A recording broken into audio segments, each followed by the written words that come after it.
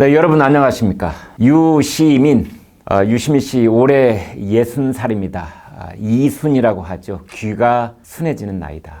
그렇지만 유시민 노무현재단 이사장은 아직 입이 왕성한 정치인입니다. 잘 쓴 항소유서로 알려졌던 청년, 머리 좋고 재능 넘치는 사람.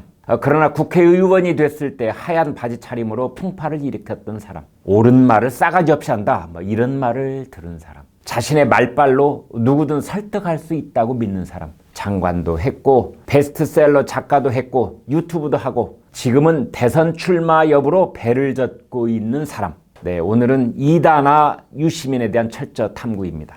네, 오늘 유시민 이사장이 주인공이기 때문에 존칭 생략하고 이름으로 부르겠습니다. 유시민은 최근 모친상을 치르고 돌아왔죠. 모친이 2년 반 동안 뇌경색을 앓으셨던 분이고 작별 연습을 해온 분이었기에 갑작스러운 일은 아니었다고 담담하게 말했습니다. 담배 가게를 하면서 생계를 꾸렸던 분이라고 합니다. 유시민은 모친상을 치른 뒤 최근 한 신문과 장문의 인터뷰를 했습니다.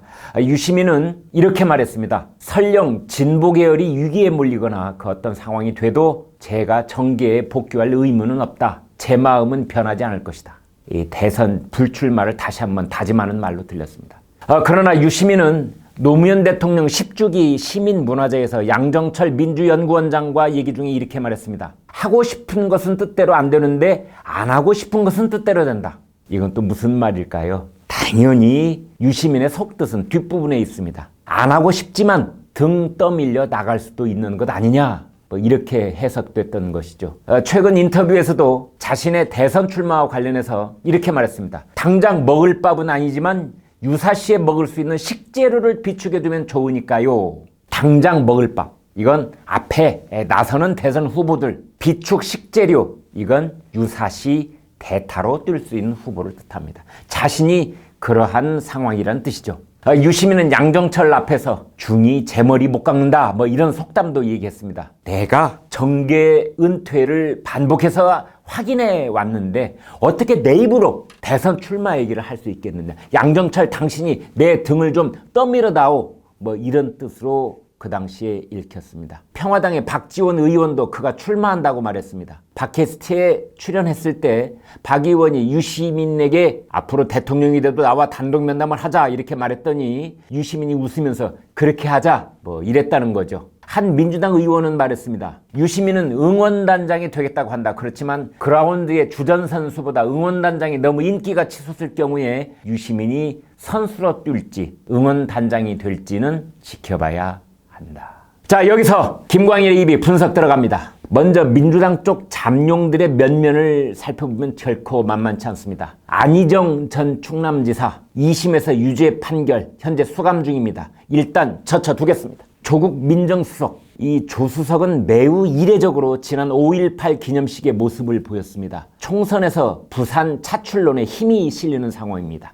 아마 디딤돌이 될 수 있을 것입니다. 다음 이재명 경기지사, 결코 가벼운 상대가 아닙니다. 이낙연 총리, 누가 뭐래도 현재 여권에서 대선주자 선호도 1위를 달리고 있습니다. 박원순 서울시장, 아마 자타가 공인하는 유력 주자죠. 임종석 전 비서실장, 종로에 출마해서 바람을 일으키면 그 역시 유력 주자가 됩니다. 김부겸 의원, 행안부 장관직 잘 마쳤고 최근 지역구인 대구에서 부지런히 서울까지 오가고 있습니다. 김경수 경남지사, 이 사람은 드루킹 사건을 뛰어넘더니 이제는 확실한 친노 친문 적자로 대접받고 있습니다. 자, 그렇다면 유시민이 조국, 이재명, 이낙연, 박원순, 임종성, 김부겸, 김경수 이렇게 7명 잠룡들과 당내 경선에서 맞붙었을 때 과연 승산이 있을까요? 여의도 사정에 정통한 한 보좌관은 이런 칼럼을 썼습니다. 유시민은 김대중, 노무현, 문재인을 잇는 다음 대통령이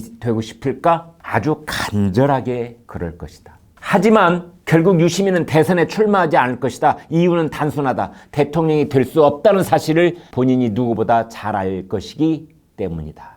왜 이런 판단이 나올까요? 유시민은 정치 은퇴 선언을 한 시점에 이미 자신은 불쏘시개가 될 수는 있을지언정 대권을 잡을 수 없다는 계산서가 나와 있다는 것입니다. 응원단장을 할 수는 있어도 주장선수가 될 수 없다는 계산서 올시다. 열린우리당을 계승한 대통합민주신당의 대선 후보 경선 이후에 유시민은 지금의 민주당 쪽과 거리를 두었습니다. 노무현 서거 이후에 그는 내내 혼자였습니다. 현실 정치의 기반도 조직도 없습니다. 여권의 주류인 친노 친문 세력과도 결이 다르고 비주류와도 섞이기 어렵습니다. 이게 여의도에서 유시민 불출마를 내다보는 판단 근거입니다.